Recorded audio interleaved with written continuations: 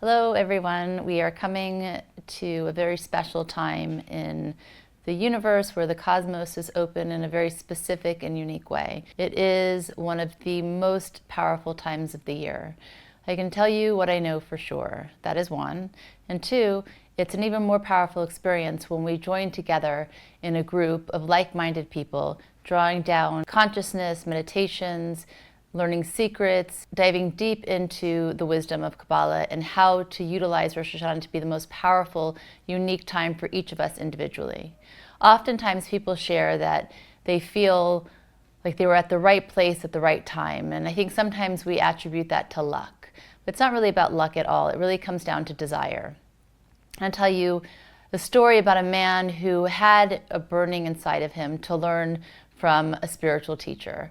And to learn from this teacher required him to travel over a day's walk. This is in ancient times. His friends said, "What are you doing? It's too far." His brother said, "It's freezing outside. You don't even have a coat.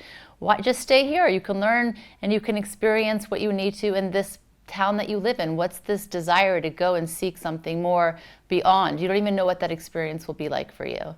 But he had this voice inside of him that said go. So he decided the next day to leave. It was snowing outside. He put on his light coat. He went for the walk, the trek. It took him 24 hours. Finally, he got to this teacher's house. And there were a group of people there. By this time, his feet were numb, his hands were numb, but he was so happy to be in the room.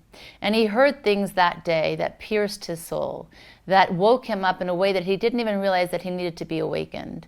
Suddenly, all the things, all the pain that he thought he had experienced was actually a blessing, because everything was to bring him to that point. Now he had clarity about what his difficulties or challenges meant. Now he had clarity about what year he wanted to create for himself, and he knew that it wasn't luck at all. It came down to desire. He had a desire for growth. He had a desire for connection. He had a calling to go and seek that, and he did, and that was really the change of his life. And he was a young boy at that time. And eventually he became a spiritual teacher himself because he went after the whispers of his soul. That's a story from ancient times, but even if I heard this story not that long ago. There was a woman named Maya, and she also had this voice in her that said, there's more. And she heard about this spiritual gathering in the middle of town that was really far from where she was, and it was raining, and she was exhausted, and she'd been working all day, and every single fiber of her being said, "Don't go, just stop. Why are you even going to try?"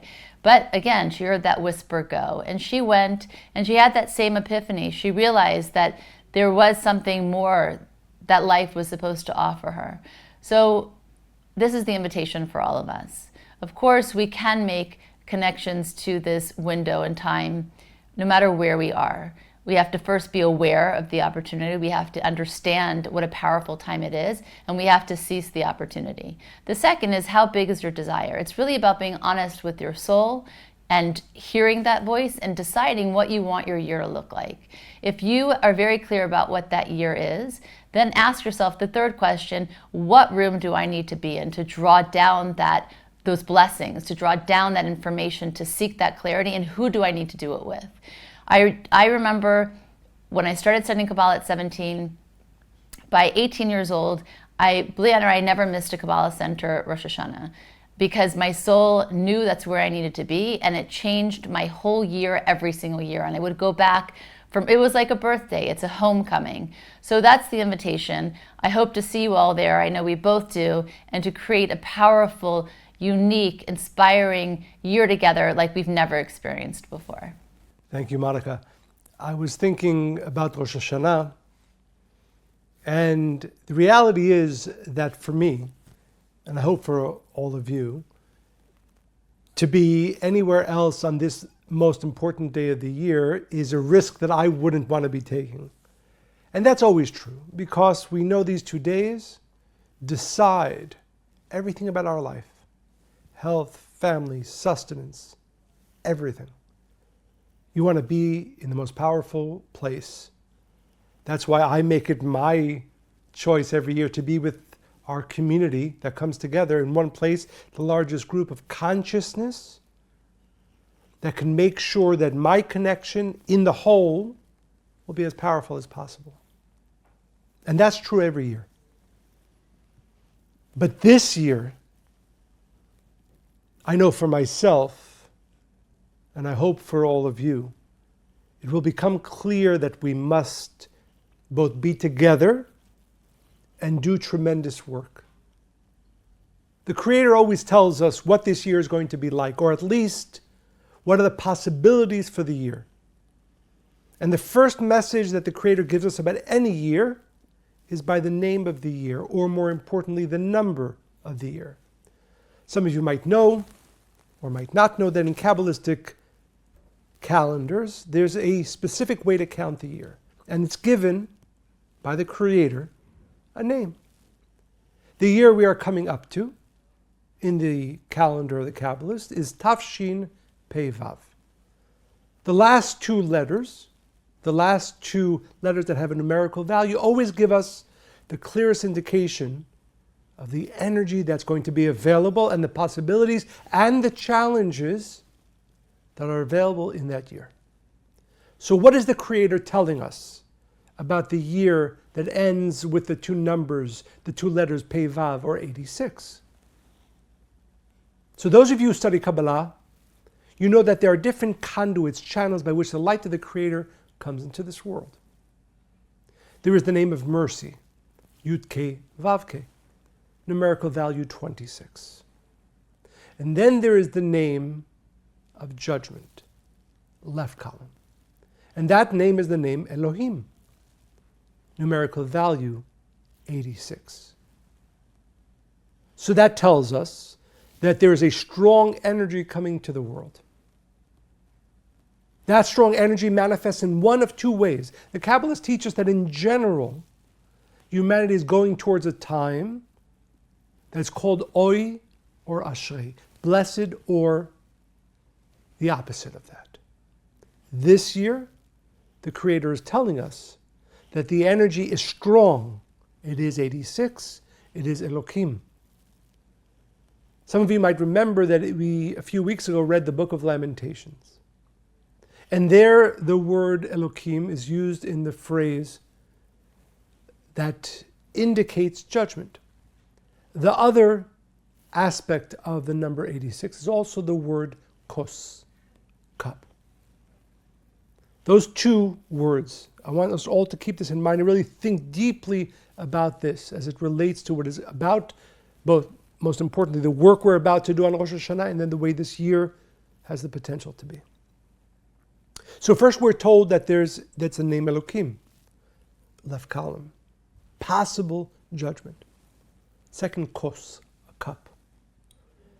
In the book of Lamentations, it says, when using the word cup, the cup can be filled with all kinds of negative things. On the other hand, and this is why this work is going to be so important, kos yeshuot esa, there's another verse that says that it's possible to fill the cup, the 86, with only redemption and blessings. But it's a binary year. It's not like in previous years where it will be easy to be in the middle. It's a year of 86, which means to us one of two cups. Choice has to be made and will be made by us together collectively on Rosh Hashanah, that it will be a kos yeshuot and not the other type of cup, not the other type of receiving. We will make it a year of redemption, a year of elevation, a year of blessing. The name Elohim, this is what's called Elohim Acherim, when a person is completely connected to the other side. And then there is Elohim Chaim, when the 86, when that name is pulled towards life. And not only is life given, but life is given with strength. When you combine, and therefore there's a verse that says, Yud-Ke Vav-Ke Hashem Elokim Bashofar Yitka, that with the tetragrammaton which maintains and awakens the light of mercy, together with the name Elohim, together with the name of judgment, when the light of the Creator is blowing the shofar, with those two together, it's going to be the most blessed year. And therefore, I'm not taking any chances this year, because I know the binary nature of this year that's upcoming. And therefore, I'm so excited. Those of you who can do the work with us, who choose to do the work with us, we call you the soldiers of the Creator in this world. We have to be together on this Rosh Hashanah and make sure that Hashem Elokim Bashofar Yitka, that we are going to combine the strong force of the name Elokim 86 with the Tetragrammaton, with the light of mercy. And then we will make sure that what we bring into our own lives and into our family and into those around us and into our world is the Kos Yeshuot, the cup of redemption, the cup that is filled with only blessings.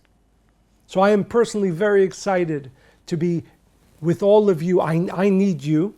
We need to be together this Rosh Hashanah so that we can make sure with all of our work together collectively, we draw into this world Hashem Elokim, the Tetragrammaton, the light of mercy, with the force of the name Elokim of 86, that will manifest for all of us, Kos Yeshuot Esa. That we will hold on, we will leave our connection on Rosh Hashanah with the assistance of the light of the Creator and our collective community, with the ability to draw only light and blessings into our world. So this is a way for us both to invite you, but also to prepare ourselves, all of us, over the next 4 weeks, the preparations that we need to make, because it's going to be a strong year. And we are going to make sure, with our work together, that it will be a strong year filled with mercy and blessings. Kos Yeshuot Esa. We will all leave our connection together on Rosh Hashanah with a cup filled with redemption, elevation, and only blessings.